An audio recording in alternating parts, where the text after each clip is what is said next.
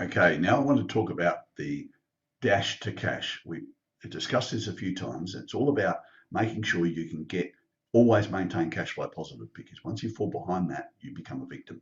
You don't want to become a victim in the crucial part. The crucial moment is between your application for a provisional patent and your patent conversion. So when you become a full patent or a utility patent, whatever it's going to be. Now, in between, you've got to get from where you are with investors' money to at least bringing in money, not necessarily profitable, but cash flow positive.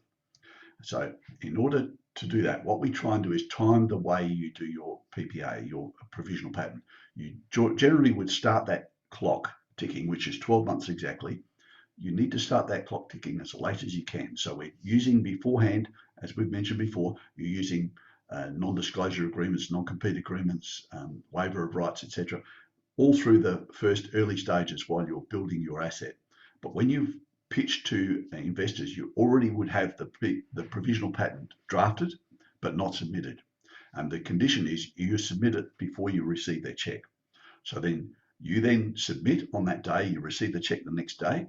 So all due diligence is done, and you're ready to go now with getting their product or getting their money, your product, registered to you or to the company, and moving it forward. And you've got 12 months to get enough money in the bank that you can pay for your patent conversion.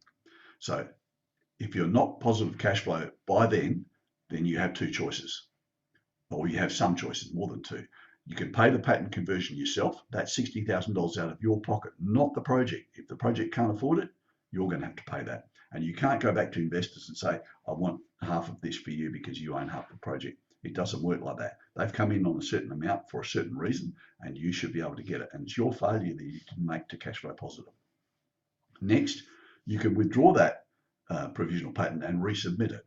When you do that, you lose your priority date. So understand that it starts the clock again back at 12 months. So you've got a full 12 months. But if anyone has come in between the time you submitted your first one and the second one, and they've got an idea that does what you do, they have priority over you. And so you'll lose your patent when you try to do the conversion. You can modify around it, which is what most patent attorneys do. It's a more expensive way of doing it. That is, you have a provisional patent which is about to lapse, and around that patent, you can patent other ideas that you've developed since, which makes anyone who patents your idea a waste of time, because they can't get it because they can't use it without what you've got already under provisional patent. So that sometimes works. It's a lot more convoluted. It takes clever patent attorneys, and that's why you should always be friendly with a good patent attorney. But it becomes convoluted, and it's really leaving your IP exposed, which you might then resubmit. But you're protecting it by surrounding it with provisional patents in other areas, which you may continue or lapse. It's up to you, but you've got another 12 months. And finally, you can choose to drop it. Now, that might just be that, okay, first to market is going to get this. We know that. So we're going to focus on speed to market. Now, if you do that, that's all well and good. But if your intention at the end is to license what you've got, you're licensing a patent, not a project. So that probably makes it a bit of a moot point. So licensing, you need to have some sort of patent protection, or other protection. So in doing that, I really do say you do need a provisional patent. You do need to convert that patent before you can do licensing.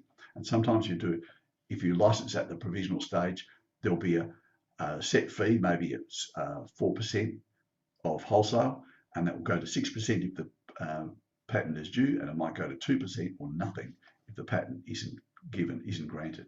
So, but that could take a few years to get granted by the time you run through all of your office actions, etc.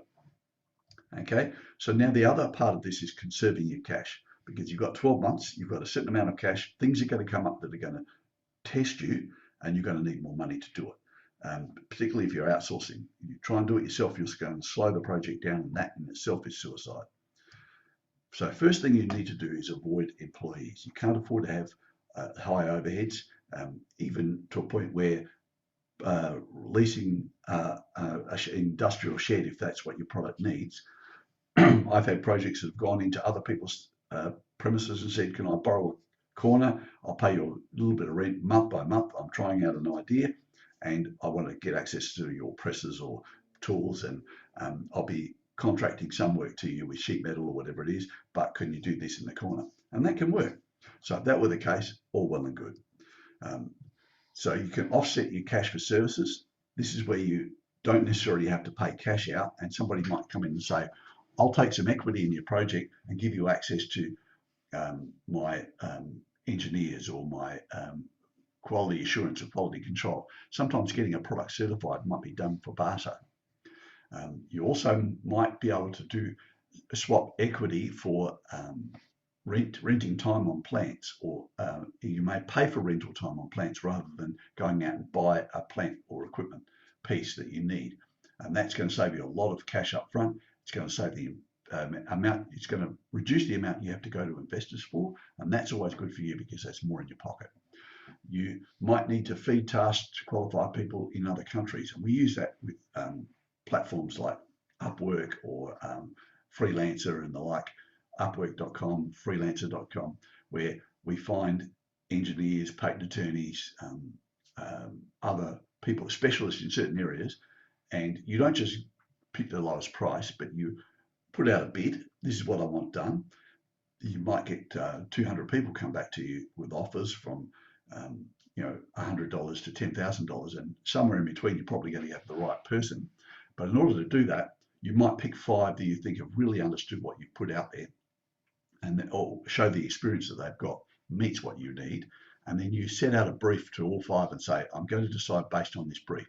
Come back and tell me how long, how much, and you're allowed to change your price from what you've submitted. Some people will come back and say, now I understand it, it's double the price, but it's still cheap for you. And you may choose that person because they've got a better understanding of it now that you've given it to them. But what you don't want to do is get an amateur who's never done this product before or done this service before, and then expect that that person is going to be about to hit the ground running for half the price or quarter of the price. Be realistic about it if you're going to use someone that you're not going to see face to face. You can show, it's very important on all of the pitch and any conversations you have that you're showing frugal intent. You're not going to waste the investors' money, you're not going to waste your money, and you're going to get cash flow positive within this time limit. Investors want to see this. That gives them the confidence that you know what you're doing and you're working it the proper way. Okay, so now what happens if you run short? And this happens to a lot of people. You start to run out of options. Firstly, if the project runs short, what part of that project is failing? It's generally not the budgeting, it's generally you. You put the budget together. If you failed, what happens with any failed component on any machine? You swap it out. So you run the risk of being swapped out if you badly mismanage the budgeting and you run out of cash. Now, investors could top you up, but will they? Not at the same price, and probably they'll want to have, so if they gave away, let's say, $100 for 50% of your company, you're going to give, for $100, you're going to give away a whole lot more than 50% of what you got left, let me tell you. And so if you need another $30, you're probably going to give away 25% of your company. It's going to work. It's going to be brutal, the amount you give away. And that's where you end up diluting yourself down to a point where you're a passenger on the bus instead of the driver. Will investors be happy if you bring in other parties? A lot of them won't. So you must have that relationship with the investor to say, if we run out of money, I probably am going to need to go and top it up. And I want an agreement with you that our investment is non-dilutional, is a dilutional investment. A lot of people will have non-dilution clauses in their contract. So they say, I will have 50% at the start where I give you this money, and I want to be at, when we convert the patent immediately afterwards, I still want to have 50%. So if anything happens in between, you have to raise money, you've got to give away your part, not mine.